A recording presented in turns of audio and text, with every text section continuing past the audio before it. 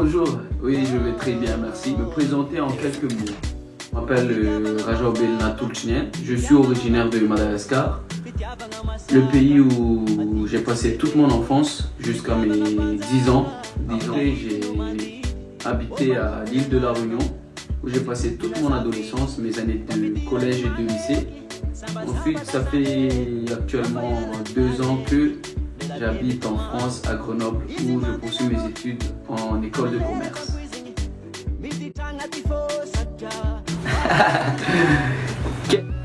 Les centres d'intérêt dans la vie, j'aime beaucoup le sport, j'aime beaucoup le foot, j'aime beaucoup le volley, le tennis. J'aime beaucoup pratiquer le sport parce que je pense que c'est très important pour le corps, pour le bien-être, mais aussi pour le mental, c'est-à-dire le repos et se ressourcer. Donc c'est très important. Sinon j'aime beaucoup la philosophie. C'est une matière que j'ai vraiment aimée en prépa et même au lycée. Et je lis quelques livres de philosophie. Sinon je suis très passionné de football. Oui, j'ai joué longtemps au football, j'étais en club quand j'étais petit. Et aujourd'hui je joue avec l'équipe de l'école où on fait pas mal de très bons résultats. On est sur une bonne lancée, on a une bonne dynamique de groupe, excusez-moi, et voilà, tout va bien. J'aime beaucoup le sport en fait. Et sinon j'aime danser, j'aime chanter, j'aime faire le fou en général. Je suis quelqu'un d'assez ouvert, je suis quelqu'un d'assez rigolo on va dire, mais tout à la fois très réservé. Très réservé, oui. Je suis timide de l'intérieur.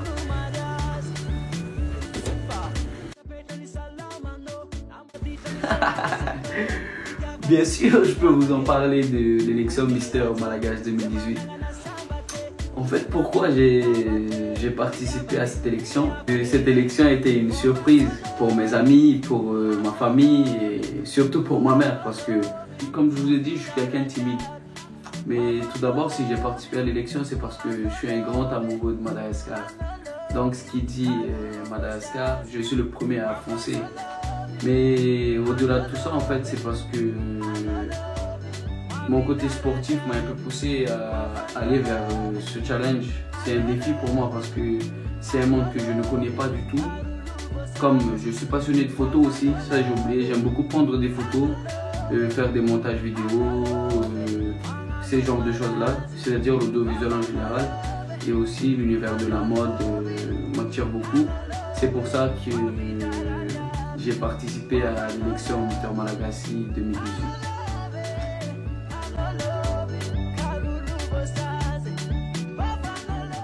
Mais plus concrètement, en fait, l'élection Mister Malagasy 2018 était pour moi un moyen de partager mes valeurs en tant que malgache avec les jeunes. L'année dernière, j'ai effectué des missions humanitaires avec SOS, Savoir Oser la Solidarité, donc précisément le projet Madagascar, et ça m'a beaucoup plu. Étant petit, je voulais toujours aider Madagascar, mais je ne sais pas comment, ni par quels moyens, ni quand. En fait, ça brûlait en moi ces actions vers Madagascar. Dans tous mes entretiens, j'évoquais toujours, ouais, est-ce que vous voulez revenir entreprendre dans votre pays et plus tard? Je disais oui.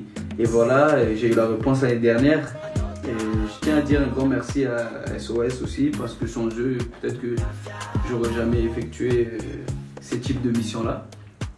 L'action humanitaire, pour moi, ça m'a vraiment aidé à comprendre le pays, à comprendre la pauvreté qu'il y a et bien sûr à être révolté face à la situation. Et aujourd'hui, j'invite les jeunes malgaches à avoir cette même révolte car je pense que Madagascar, bien sûr. En fait, plus concrètement, cette élection a été pour moi un moyen de me surpasser et de me surprendre soi-même parce que c'était pas facile pour moi de défiler devant le public et ni de faire face à ces types d'émotions et de moments forts que l'on vit voir dans la vie peut-être. C'était aussi une grande découverte car j'ai connu et j'ai appris beaucoup de choses à travers l'élection Mister Malagasy 2018. Donc, je remercie les organisateurs. Ils étaient au top, j'ai bien aimé et je ne regrette pas. Que représente Mister Malagasy 2018 à mes yeux? En fait, plus concrètement et plus sérieusement, j'avais l'intention à travers Mister Malagasy 2018 d'accentuer mon engagement envers Madagascar. Car l'année dernière, j'ai participé à à des actions humanitaires avec l'association SOS, savoir oser la solidarité, dont notre but est l'aide à l'enfance. Le système étant facile, c'est-à-dire toute l'année scolaire, on récolte des fonds pour ensuite financer nos actions une fois à Madagascar, c'est-à-dire des actions de sensibilisation, des actions de rénovation et aussi des soutiens scolaires.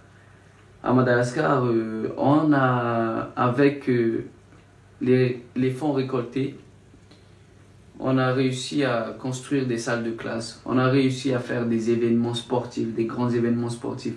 On a réussi à aider des écoles à améliorer leur structure, c'est-à-dire on a rénové des écoles, on a refait des potagers, on a soutenu des permacultures, des cantines. Donc voilà, on lutte contre la malnutrition. On fait en sorte que les parents soient sensibilisés aussi à l'importance de l'école, c'est-à-dire d'envoyer les enfants à l'école. Ce voyage pour moi représente beaucoup de choses. J'ai appris à travers ce voyage à connaître vraiment mon pays, à comprendre autrement mon pays et aussi à m'interroger sur l'avenir de mon pays. Ça, c'est les trois grandes choses que j'ai apprises à travers le voyage humanitaire. On dit souvent que Madagascar est très pauvre. Madagascar est très riche. C'est une contradiction pour moi parce que, bien sûr, Madagascar est très riche. Mais le vrai problème, en fait, c'est que les jeunes malgaches ne se réveillent pas. Ils ne se réveillent pas. Les jeunes comme moi, les jeunes malgaches à l'étranger, qui ont eu l'opportunité d'avoir de l'apprentissage, l'opportunité d'avoir une ouverture d'esprit et l'opportunité de pouvoir étudier. Ça, c'est la première cause. C'est le fait d'oublier d'où l'on vient. Ça je ne cautionne pas. Je suis révolté par rapport à ça. Donc, mon objectif étant de mobiliser à travers mes actions à Madagascar et à l'aide de SOS, de mobiliser le maximum de jeunes malgaches, c'est-à-dire réveiller la diaspora malgache à travers ce partage d'expériences, à leurs obligations, à leurs devoirs envers Madagascar. C'est ça mes objectifs. Après l'élection Miss et Mister Malagasy 2018, qu'est-ce que je veux faire de ma notoriété sur la page? En fait, j'ai des projets pour Madagascar, enfin toujours dans l'humanitaire, parce que j'ai quand même appris, j'ai découvert des choses à travers mon rôle dans SOS. Et aussi parce que cette année, je suis le chef de projet où je dois diriger 15 étudiants à réaliser ce projet à la fin de l'année avec une autre collègue, donc Big Up à elle, donc coucou à toi Marianne. Mais précisément, cette page, je vais la transformer en Zandgas. Zandgas, c'est petit frère pour moi. C'est les petits frères qui sont encore au bled, c'est les petits frères qui sont encore oubliés. Donc le but de Zandgas étant de sensibiliser toutes les jeunes malgaches ici en Europe ou d'ailleurs en fait. Je veux me faire entendre auprès de la diaspora malgache et de partager mes expériences afin qu'ils se rendent compte que l'acte d'aider est aussi simple que ça. Et il faut se tenir les mains et se serrer les coudes pour pouvoir réaliser et avancer ensemble. C'est là mon but à travers Zandglass.